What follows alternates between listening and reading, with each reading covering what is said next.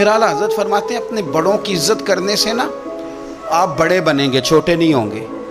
بڑوں کا احترام کریں، آپ بڑوں کا اکرام کریں، آپ بڑوں کے ساتھ اچھے طریقے سے پیش آئیں۔ آپ فرماتے ہیں میرے رسول پاک کہتے ہیں نبی پاک صلی اللہ علیہ وسلم کے چچا کے بیٹے عبداللہ ابن عباس، حضور کے چچا کے بیٹے، اتنا بڑا خاندان تو نہیں نا ہو سکتا جتنا میرے نبی پاک کا خاندان بڑا ہے۔ حضور نے دعا دی حضرت عبداللہ ابن عباس کو، لیکن وہ شاگرد تھے حضرت زید بن ثابت کے، ان سے حدیثیں سنتے تھے۔ تو پتہ ہے اتنے بڑے خاندان کے ہونے کے باوجود حضرت زید بن ثابت استاد تھے۔ اعلیٰ حضرت لکھتے ہیں ایک دن حضرت زید بن ثابت گھر سے نکلے گھوڑے پہ، جناب عبداللہ ابن عباس حضور کے سگے چچا کے بیٹے نکلے، جناب زید بن ثابت ان کے استاد ہیں، تو شاگرد نے دوڑ کے استاد کے گھوڑے کی لگام پکڑ لی اور آگے آگے چلنے لگے جس طرح کوئی خادم چلتا ہے۔ حضرت زید بن ثابت کہنے لگے جناب آپ کیا کر رہے ہیں، آپ خاندان رسول میں سے ہیں؟ تو آپ فرمانے لگے ہمیں بتایا گیا ہے کہ علماء کا ادب کرنا ہے، ہمیں سکھایا گیا۔ جب یہ لفظ کہے تو حضرت زید بن ثابت رضی اللہ تعالیٰ عنہ چھلانگ لگا کے گھوڑے سے نیچے اترے اور جناب عبداللہ ابن عباس کا ہاتھ چوم کے کہنے لگے ہمیں بھی بتایا گیا ہے کہ خاندان رسول کی عزت کرنی ہے۔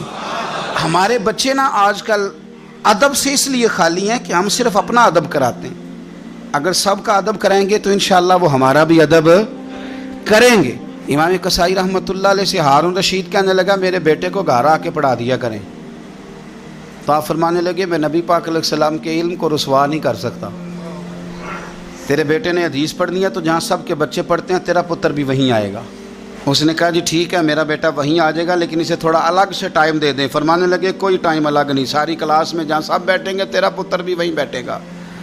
عرض کی چلو اس کا سبق ہی پہلے سن لیں، فرمایا یہ بھی نہیں کروں گا، جو پہلے آئے گا سبق اس کا پہلے سنا جائے گا، یہ نبی پاک کا دین ہے۔ اب ہارون رشید کیا کہتا ہے، بادشاہ ہے، کہتا ہے حضور میں بھی بڑا ذرا آپ کو آزما ہی رہا تھا کہ میں اپنے بچے کو کہیں کچے استاد کے پاس تو نہیں داخل کرانے لگا، انشاءاللہ یہ آئے گا اور خدمت کرے گا آپ کی، آئے گا۔ ہارون رشید گزر رہا تھا اور امام قصائی رحمۃ اللہ علیہ نا وضو کر رہے تھے۔ یہ اعلیٰ حضرت لکھتے ہیں ساری باتیں ساری انہی کی سنا رہا ہوں، انہی کے مطلب کی کہہ رہا ہوں، زبان میری ہے بات ان کی، انہی کی محفل سنوارتا ہوں، چراغ میرا ہے رات ان کی۔ چراغ نے جب سنورنا ہو تو اندھیرا ہو تو سنورے گا نا، ورنہ چراغ کو پوچھے گا کون؟ تو انہی کی محفل سنوارتا ہوں، چراغ میرا ہے پر رات، یعنی میرے چراغ کو چمکنے کا ماحول انہوں نے ہی عطا کیا۔ امام قصائی رحمۃ اللہ تعالیٰ علیہ وضو کر رہے تھے، ہارون رشید گزر رہا ہے، اور ہارون رشید کا بیٹا شہزادہ، سلطنت کا شہزادہ، استاد جی پیر دھو رہے تھے تو وہ لوٹے کے ساتھ پانی ڈال رہا تھا۔ ہارون رشید نے دیکھا تو غصے کے ساتھ گھوڑے سے اترا۔ لوگ کہتے ہیں ہم یہ سمجھے کہ اب ہارون رشید نا امام قصائی پہ غصہ کرے گا کہ شہزادے سے وضو کروا رہے ہیں۔ کسی نے امام قصائی کے کان میں کہا کہ ہارون رشید آ رہا ہے، فرمانے لگے آ رہا ہے تو آنے دو، میں کیا کروں، آ رہا ہے تو آنے دو، مجھے کوئی پرواہ نہیں ہے اس کی۔ ہارون رشید قریب آیا تو غصے میں آیا اور آگے پتہ کیا کیا، زور سے اپنے بیٹے کو تھپڑ مارا، کہنے لگا رب نے تجھے دو ہاتھ دیے ہیں اور تیرے استاد جی خود پیر دھو رہے ہیں، ایک ہاتھ سے پانی ڈال دوسرے ہاتھ سے استاد کے پیر دھو، پھر تجھے پتہ چلے گا کہ میں کسی عالم کی خدمت کر رہا ہوں۔ ہاں تمنا درد دل کی ہو تو کر خدمت فقیروں کی، نہیں ملتا یہ گوہر بادشاہوں کے خزینوں میں، تو یہ کیا کر رہا۔ ہارون رشید کسی کی پرواہ نہیں کرتے تھے، لیکن کوئی عالم دربار میں آتا تو تخت پہ اٹھ کے کھڑے ہو جاتے۔ وزیر بھی بڑے ہوتے ہیں نا مشورے دینے والے۔ ایک وزیر کہنے لگا حضور اس طرح تو سلطنت کا روب چلا جائے گا، یہ بھی میرے اعلیٰ حضرت نے لکھا ہے، روب چلا جائے گا۔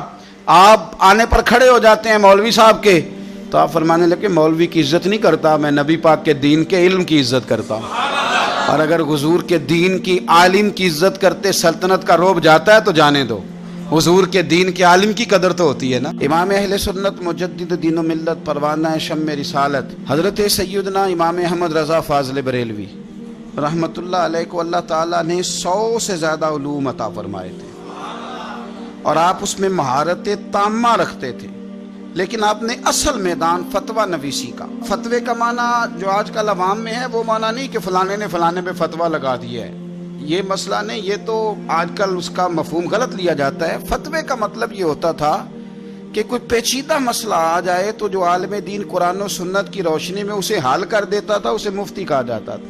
کہ وہ اچھے طریقے سے اس کو حل کر کے لوگوں تک پہنچائے تو اس کو مفتی کہتے ہیں. میں آپ کو چند فتوے اعلیٰ حضرت بریلوی کے سناتا ہوں. کسی نے پوچھا کہ اللہ کو اللہ میاں کہہ سکتے ہیں؟ کہہ دیتے ہیں نا بہت سارے لوگ، اللہ میاں فرماتا ہے، اللہ میاں کہتا ہے.